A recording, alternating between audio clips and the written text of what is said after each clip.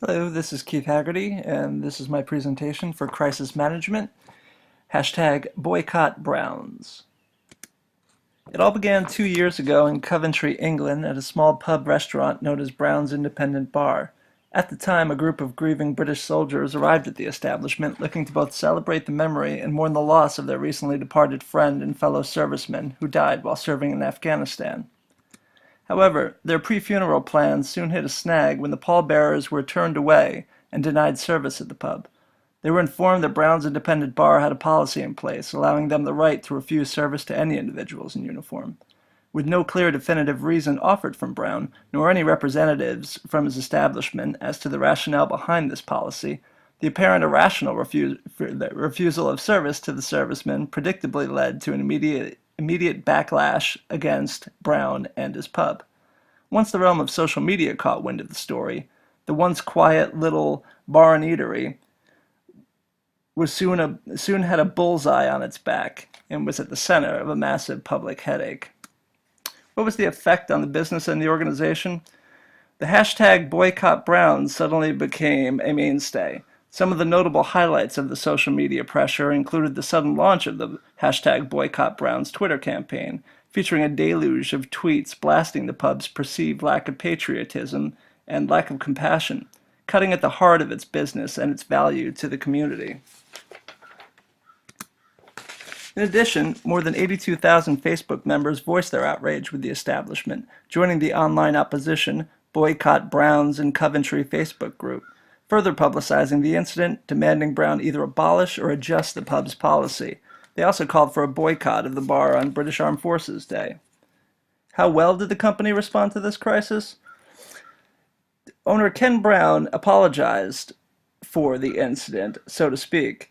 He held a 41-second video session trying to put all these problems to rest. Realizing the controversy was not going away anytime soon and was only gaining steam and momentum, his statement fell on deaf ears. Despite being a mere 41 seconds long, Brown spent most of the brief statement looking down at his notes, failing to connect with his intended audience. Therefore, the degree of sincerity or lack thereof in the apology, as well as the promise to review the policy, all seemed a bit disingenuous. Overall, his statement may have done more harm than good. What exactly did he do wrong? In short, Brown's apology statement missed the mark on several factors. One, he lacked conviction. Failing to memorize his few lines gave the impression that it was a mere afterthought, or an annoying inconvenience for him to even do it in the first place. Two, his appearance looked like he just rolled out of bed and didn't consider it to be anything more special than announcing the night's updated menu.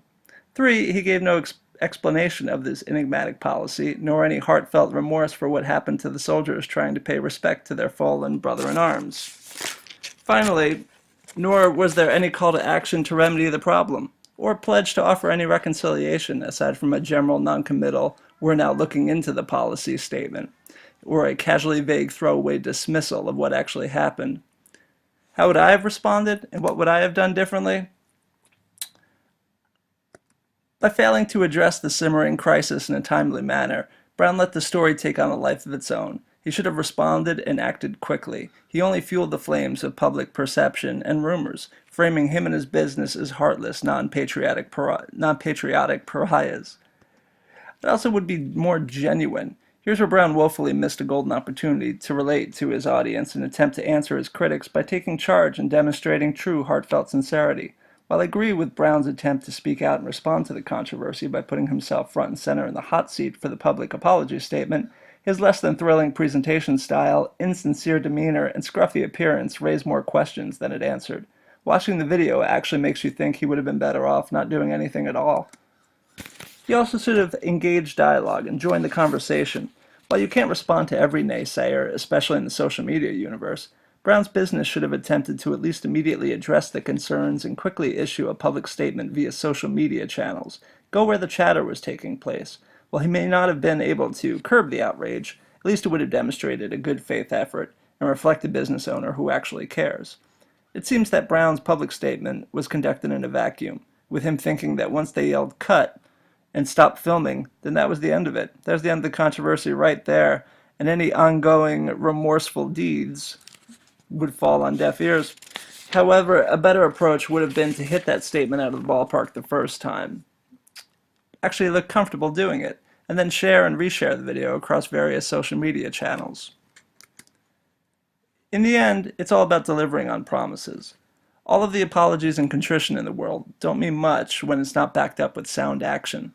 To demonstrate the business's atonement and community building initiative and redemption campaign, Brown's Independent Pub should have offered an incentive for those in uniform, perhaps turning the crisis into an opportunity, or even a new business venture, such as offering freebies for those in the military, perhaps a family and friends of our soldiers type of event. Maybe develop a charitable foundation, maybe even give a large donation to a veterans group or a VA hospital. There's many possibilities that they could have done, but unfortunately they decided to do none of them. The pub's intended donation or commitment would not have to be anything all that extreme either. I just believe the show of goodwill alone and a genuinely honest attempt at seeking public redemption and forgiveness would have gone a long way all on its own.